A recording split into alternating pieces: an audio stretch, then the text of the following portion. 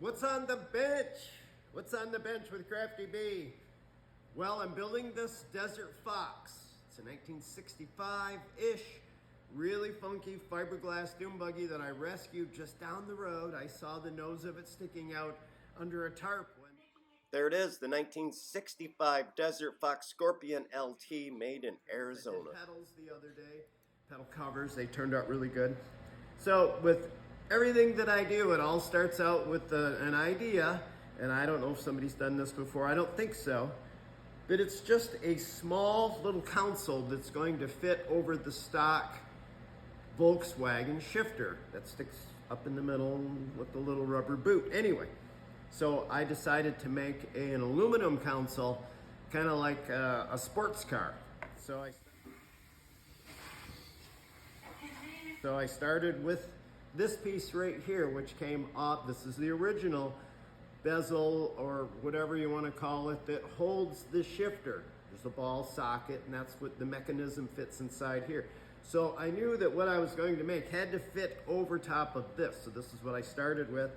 And then I grabbed everything I make is out of wood. I had a piece of oak, and I transferred this shape, and then I whittled that out. I used my Bridgeport and I hand sanded. So this bezel fits inside, and I made it a little big because when you cast, everything is going to shrink a little bit. So that fits over top. So now the nifty shifty is that stock shifter, rubber boot. This slides over it just like so, and then you use the original mounting bolts, top and bottom, the ends. And yes, I probably could have just milled this out of one big chunk, but I think I would have screwed it up probably. So I decided to do it in pieces. And when you're building a casting pattern, you have to keep in mind it's like a beach bucket. Back when you were a kid or even adult building sandcastles, they're tapered, you fill it full of sand, and they pull out, you pull the bucket off. Well, that's exactly how this is made. The same thing. Everything is pointing in directions. Inside is tapered this way, outside's that way. So when I pack all that sand on there and then I flip it over, I can pull this out of the sand because all of the angles have to be inward or smaller at the top. So that's where the basswood comes into play. I did it all in pieces. I did the outside first, and I used super glue and accelerant. I started with the ends in a dowel, and I just cut it into little pieces, and then I glued it onto the base. Now I've got my table set at about a 2-degree angle, and I come in and I'm sanding that. So the top is actually a little bit smaller than the bottom. Now I'm starting to fit the basswood in, and it's actually two different pieces. There's an outside frame, and then there's going to be an inside one. Here I'm sanding the taper on the inside piece. You can see it's a wedge shape. That's how I get right there. Now that all gets glued together, so the top is smaller than the bottom, so it'll come out of the sand. Just like that. There's the last piece, sliding it in place.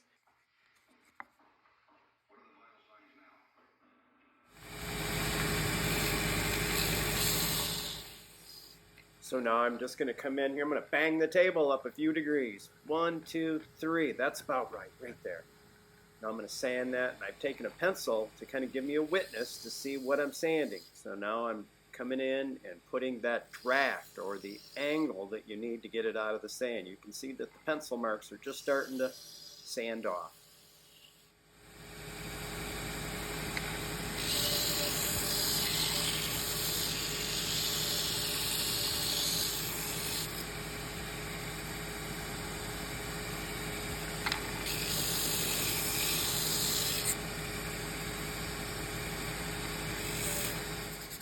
Well, this needs no explanation. I'm just sanding it out. That's all I'm doing. And there it is, all sanded up. I put a coat of lacquer on it just to give it a little sealer. And I'm ready to probably give that one a try in the foundry. Looks pretty good. Pretty happy with the pattern. Time to pour apart. See if we can get this pattern to pull out of the sand. I'm using this little filler panel. on the bottom because it would be hollow otherwise, and I'm packing, you know, pounding sand down in there, and it could crack. I don't think it would, but I'm just not taking any chances. A little parting agent, talcum powder. This is actually from a foundry supply place. I don't know if there's something different, but talcum powder will work.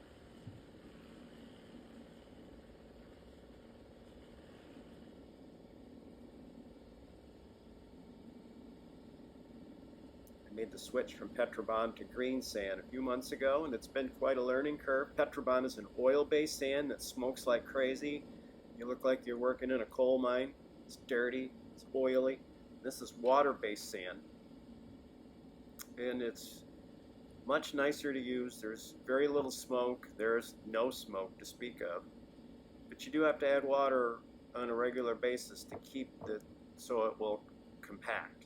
Just using the end of the hammer, and then I'll use the face of the hammer. I've got foundry mallets somewhere. Just haven't put my hand on them since we moved.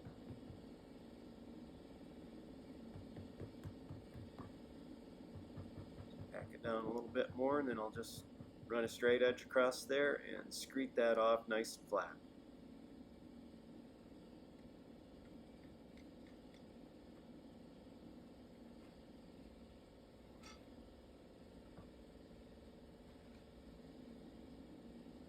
Now I use a little piece of cardboard underneath just in the event the pattern may fall out, which I know this one won't because it's too deep, but a lot of my patterns are quite shallow and they'll just fall out when you flip it over. So that's just holding it in place. It's just a habit.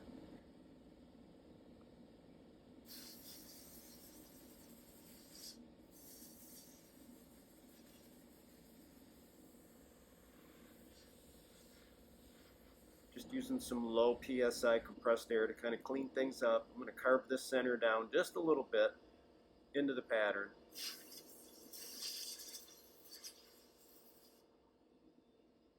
The outside of this mold I don't have any worries about. It's the center section because there's just not a whole lot holding it all together down inside that block of sand, and that center could just break away. A little more release powder. Talcum powder. Put the other half of the flask on.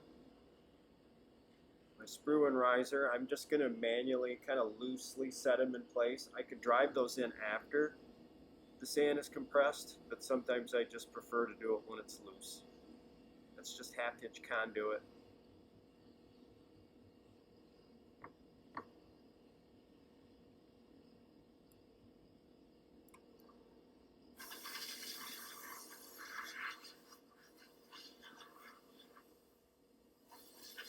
When they're all up,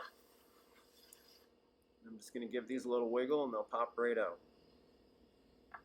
Now, I've pushed those into the other half of the mold a little bit, so I'll have a witness circle when I split these molds apart, and I know right where to carve my gating that way.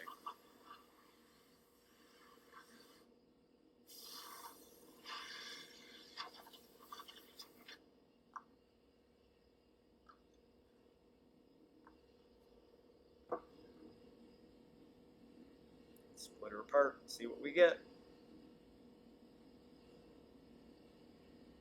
Broke out a little bit in the center, but a couple drywall screws. I drilled a couple small little holes in the pattern, and then I run these in just a little bit, and that gives me a handle. I'm going to tap that pattern around a little bit. I want to try to get it to loosen into that sand without breaking that center, because that center could just break away. I'm going to carve in the gating. I've got my witness marks from my sprue and riser that I put in earlier, so I'm just carving little trenches or gating. Okay, I'm going to wiggle it a bit. Here it came right out, so it's a good day. You're going to get a little bit of sand that's going to fall in there. I did get one of the mounting bolts. I can see it. The other one broke out. That's okay though. Put it together. It's time to pour it full of hot metal. So I like to use 356. Basically, it's melted down car parts, wheels, cylinder heads, and it's not going to take long to fill this little mold rig. about done right there. Let that cool down for, it doesn't take long, just maybe a minute or two, and then I can split it apart.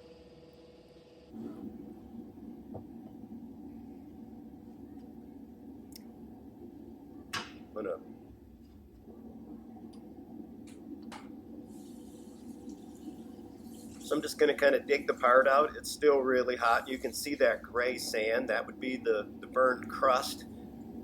But that will be reabsorbed when I throw it in that orange machine behind there that mixes it all up, and all that crust will just melt back into usable sand again. I can never figure out why my welding gloves are so stiff. So I just have to figure that, whoa, I guess I need to cool this off before I grab it. Yeah.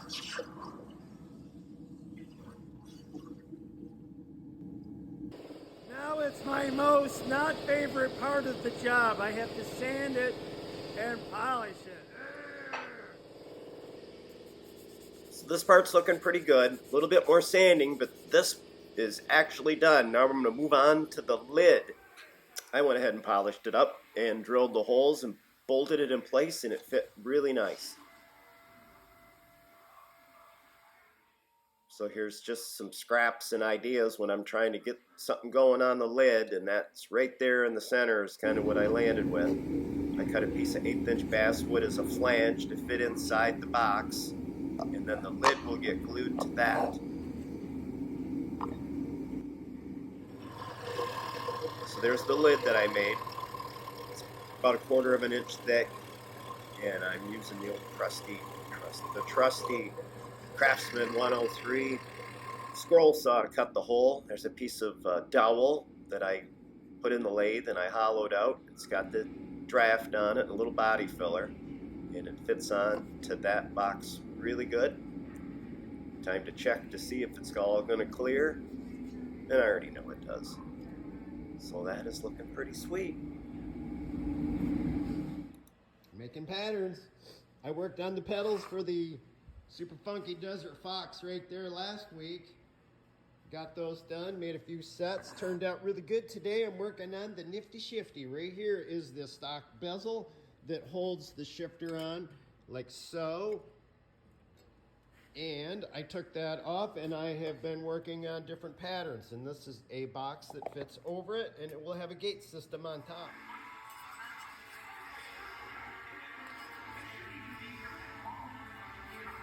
So I cast one up yesterday and it turned out pretty good. It still needs a little refining, and here's the gate that's going to fit. Well, this is not the gate, but that is similar to what it's going to look like, and I just need to beef that up right there, this little area inside on the pattern, and somewhere on this table this little ring will drop in there, and that will give me some machining stock, so when it comes out it will be fatter right there, so this can be set down in. There's a lot of super glue, so I'm just going to put a couple drips down in the bottom right here, 4 ought to hold it in case I might have to dig it back out. Drop it in, there we go, right there. Now I'm going to take some body filler and put a little fillet in there. And I'm telling you, if you're going to do a lot of work with super glue, accelerator, that stuff will lock that super glue down in seconds. All right, playing in the Bondo. Gonna smear that all in there, just like that. Try to get a nice little radius, little fillet in all those areas. You give one little undercut or one little area for that sand to stick in there. If there was a little gap down in between that ring, the sand will stick in there and it'll just break, and then this whole chunk will just fall out. So that's the tricky part. Sand casting is getting the patterns to come out of the sand beautifully, and this little layer of Bondo, that is Bondo, that's the brand, will fill in a little bit of that wood grain that can help make it smoother and pull out of the sand. Yeah, that looks good. Happy with that. All right, we're gaining on it. So I just blasted this with some etch and fill primer, professional etch and fill primer. And I'm gonna let this kick off, dries really fast, and give it a light sanding. So there's the wheels going on the Desert Fox. There's the swing axle. I just wire brushed it, cleaned it all up. I'm not rebuilding anything. It's just not worth it to me. But here's the funky body. It's got kind of a mid-year Corvette front end on it. It's wild. This is the chassis that it was sitting on, and I've rebuilt a lot of the outer perimeters, mounted the gas tank because it was mounted to the body. I didn't care for that. It's got kind of a waterfall console. I bought that Super Beetle over there just to get the engine out of it, and I'm gonna park that out. So there's what I'm working on right there. 1960s, 65, 66 Desert Fox Scorpion LT, made in Arizona. They made just a few hundred of them. Now I'm gonna recycle an old gas cap lid for the gate plate because I want to cast that as well. If I was only going to make one, I would just make one, but I might make more than one, so if I make a pattern, it'll speed things up. Waiting for aluminum to warm up, it's like paint drying. It takes about 45 minutes from cold to get the pot. I am ready to go. So I'm not exactly sure where the gating goes, so I'm going to cast up a set, and then the disc I will set in place. I'll machine it in, and then I will put it in position like so, and then run it through the gears to find out where that gating actually goes. One of my previous casting projects is Bone Dome, and I think he's going to make a really good shifter. Shifter knob is the old, hey, what's happening? Shift me. Bone Dome. There it is, the first pour. It's looking pretty good so far. Yeah. This black is a crust. It dries out really bad, but when I put it back in the muller, all of that crust will go soft again. It will just turn back into usable sand. So, by spending more time on your pattern and sanding it and making it smooth, I put the primer coat and then I kind of spot it in. You can see the different areas of high and low. It will produce a very nice finish. I mean, I could not be happier with that right there. That is really good. And this is with the new green sand. With a long vertical area like that, that's what I've been finding, that it's a little crusty, but not bad. Not bad at all. Let's get this baby machined up so I can get that gating pattern in there, and then I'm going to make another one. Well, there's the ring that I added to the pattern in a previous video. Right there. So now I have a little step for the actual gate to set on. Right there. I cut that a little too small, but that's okay. I just won't machine the step as big when I actually do the real deal. So here was the original, and that swing was just way too big. So I'm gonna shorten it up and try to get a really accurate pattern in there so I can cast all three pieces, and that way I can make more than one. Well, I have to talk really loud because the air compressor's on, but I'm gonna just blow the hole, the mounting hole in there now. Go.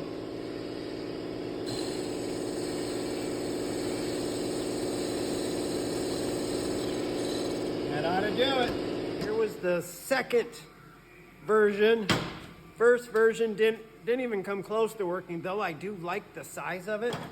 Second, we're getting close. Now we're on to the third. And the third is the same as the second, but I've added some stock to the pattern, that ring, to allow for the gate plate.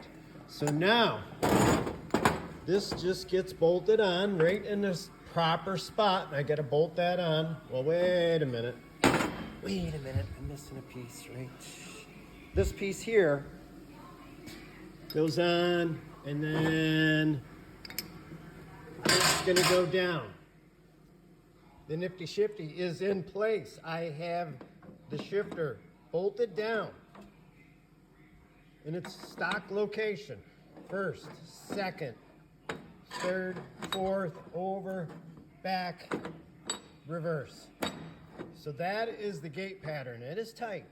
So there's not going to be much of an H there. So I have to make some kind of template. Get it very close, transfer it onto this disc here so I can cast them up, and then I can just come back in on the Bridgeport and touch it up if I need to. So I have the transaxle out of the car, and I know that it does not have that amount of throw right there. As I come over here and I push this, this is what that shift rod gets connected to. And look at the rust there. It's maybe, I don't know, half of an inch. So I come back over here and I can see that that's probably more like 1 inch. So what that's telling me here is I don't need the full throw. So to make this first disc, I'm gonna keep it a little bit shorter, and then when I get the transaxle in, I can tune that disc to where it needs to be. So what I think I'm gonna do is just grid this out. Now that is in the first and second gear location. So I know that I am at 634. Now I'll come in and transfer that onto my disc to at least get that first line started. I did some measuring, some ciphering, and okay, there's first and second. That's pretty decent. Like I say, I don't know exactly what the length of the throw is. I mean, the shifter itself will go a lot further, but that doesn't necessarily mean that that's how far it would go once that's hooked up. So I am, like I say, I just want to get a pattern, so I'm going to do that, and then now I'm going to jump over and do second and third. Well, unfortunately, there's not enough throw in the shifter to actually get an H pattern. It's just going to be that. Right there, but it will still have the little point there. I'm kind of disappointed in that, but that's just how it is.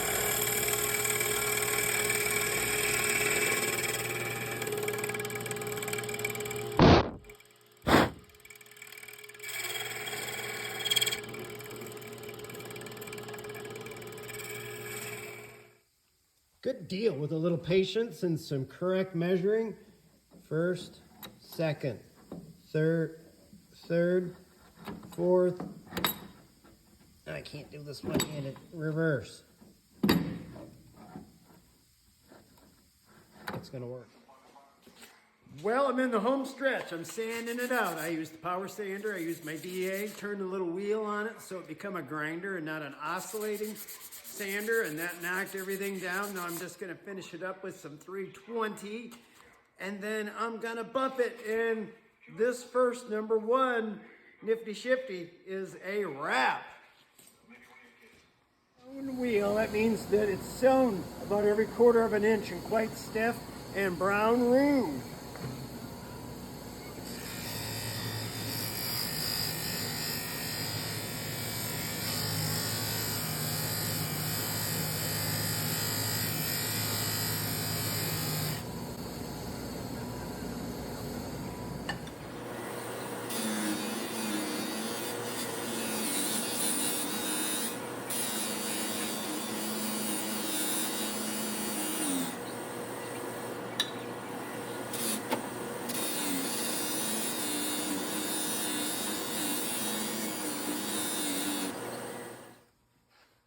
Well, here it is, the grand reveal. It's taken 2 days and a lot of work, but I did get one done and I am super happy with it. I present the Nifty Shifty for VW shifters right there, done. Well, that was a fun casting project. I really like doing this type of stuff for the old Desert Fox Scorpion LT. There's the custom shift knob, all polished up and ready to go. If you like what you see, I'll be doing more of these videos. This is my first one.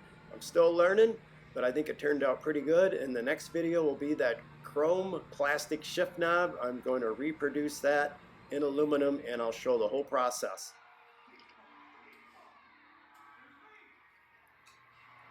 Thanks for watching, everybody.